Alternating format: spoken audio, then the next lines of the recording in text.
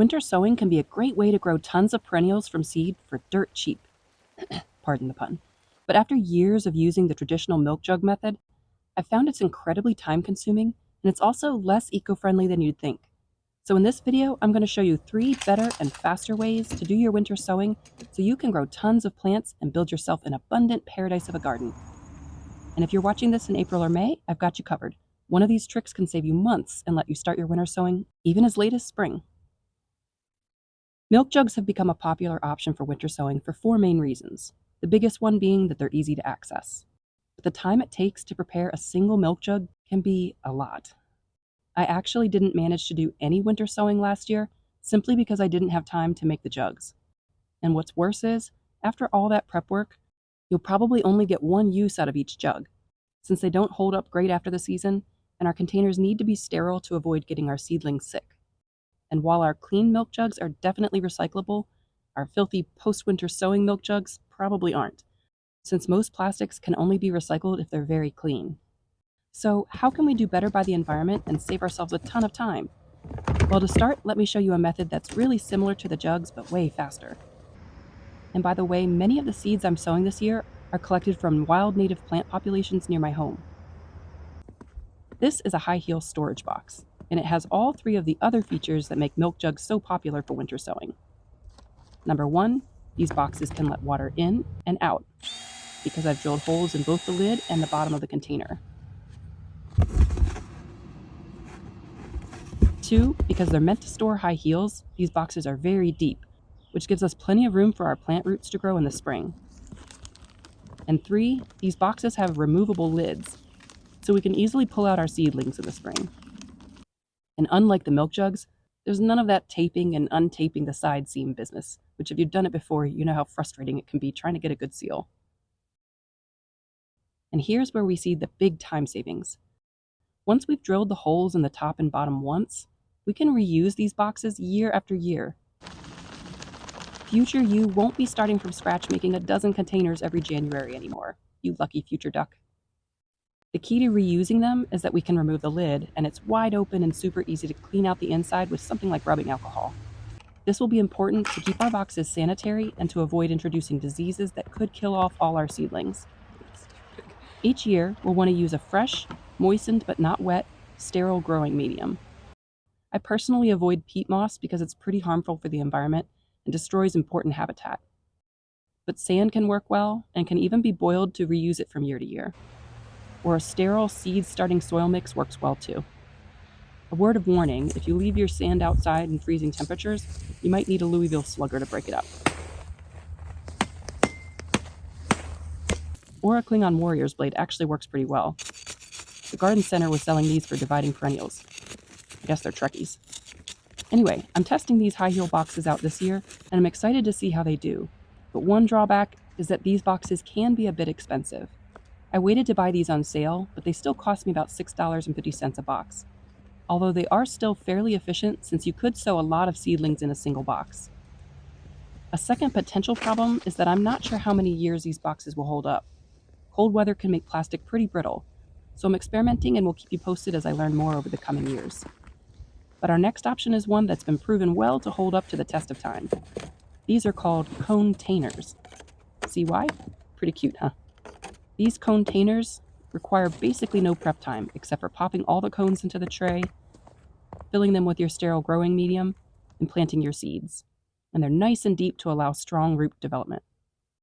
This is my first year trying this setup as well, but from what I hear, they can easily last you 5+ years.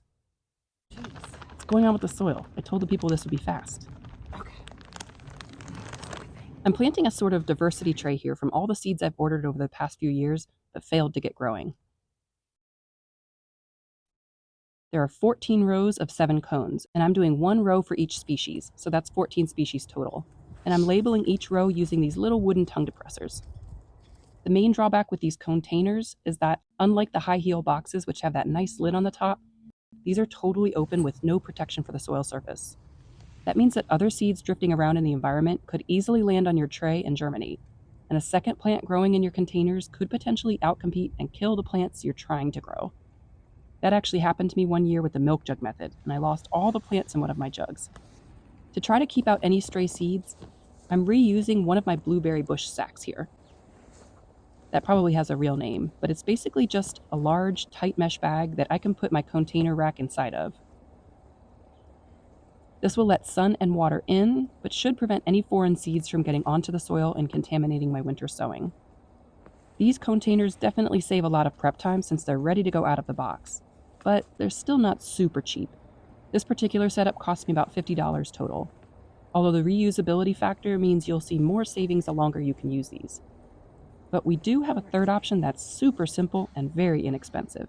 And better yet, we can shave months off of the winter sowing process. So this method could bail you out if you're like me and getting a late start. Let me quickly explain what happens to our seeds during winter sowing, and that will help us figure out how to hack the system.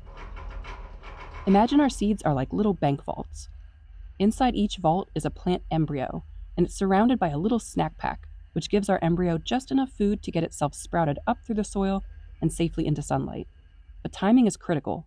We don't want that little sprout to pop out at just any time of year. It has to remain dormant until it has both warmth and water, signaling that it's safe to come out. There are different kinds of dormancy, but a common one is called mechanical dormancy, where our seeds are encased in a protective seed coat. That's the vault door that keeps the water out until the right conditions arrive. So how can you and I crack the vault? Well, this is why we do winter sowing. Many perennials, especially those native to temperate climates, have seeds that require a process called cold stratification, also known as vernalization. This is where cold exposure is required for our seeds to break dormancy. The required duration of cold varies by plant species, but it's usually around 30 to 90 days. For mechanical dormancy, the cold, moist conditions soften up that tough outer seed coat, making it swell and weaken until it eventually lets water through to the embryo inside. That's when we've cracked the vault. But if you're getting close to spring and you don't have the full 30 to 90 days, we can accelerate the stratification process for many seed types, simply by alternating our seeds between cold and freezing temperatures. We can simply fill plastic baggies with our moistened, again not wet, growing medium, work in our seeds, label the bags with our plant species, and then we can set them outside just like the jugs or boxes or containers. Or because they're so compact, we can just put these straight into the refrigerator. And we can just leave our bags in the fridge for the full cold stratification period. That's ideal for any seeds that might also have a chemical dormancy, where cold but not freezing temperatures breaks the dormancy. But if you don't have the full 30 to 90 days, we'll want to move our baggies each day between the fridge and the freezer. We'll start them on day 1 in the fridge, then on day 2 we move them into the freezer and leave them for a day. Then we just repeat this, back to the fridge for a day, back to the freezer for a day, for a total of about 7 days. That repeated freeze-thaw cycling should get your little seed coat vaults cracked and have your seeds ready to plant in a fraction of the time. Before attempting this process, and really before germinating any seeds, it's always good to check what specific needs your seed species might have. Some seeds, especially for some trees and shrubs, have complex dormancy mechanisms, and you may need additional techniques like scarification to crack open the vault. These bayberry seeds, for example, are covered in a waxy coating, and you have to scratch that waxy coating off in order for cold stratification to work. While the baggie method is fast and cheap, it doesn't get you the whole way. You will still need to figure out where to germinate your seeds come spring. So something like the shoe boxes or containers might be a good complement to the baggie method. If you recall, I said I didn't manage any winter sowing last year. Well, that's not totally true. I did find enough time to get at least some seeds into baggies in the fridge. They've been in there for a full year because I didn't have anywhere to germinate them in the spring. And it looks like some of my bayberry seeds here have actually started germinating in the fridge. You see the babies? This isn't uncommon, and if you see this happen, just go ahead and get them planted inside. These little guys will be getting a little bit of a head start. One of the very best things about winter sowing for me, besides the massive cost savings, is that it lets me grow the native plants that wildlife likes best. I'm a habitat gardener, and I get massive fulfillment from gardening for the butterflies, bees, and birds. I mentioned at the beginning that many of these plants I'm growing this year are from seeds I collected myself, from wild spaces not very far from my home. Our wildlife and wild spaces are really struggling, but being a part of conservation right in your own backyard is wildly rewarding. If you want to see how you can use your garden to become an amateur conservationist, watch this video next.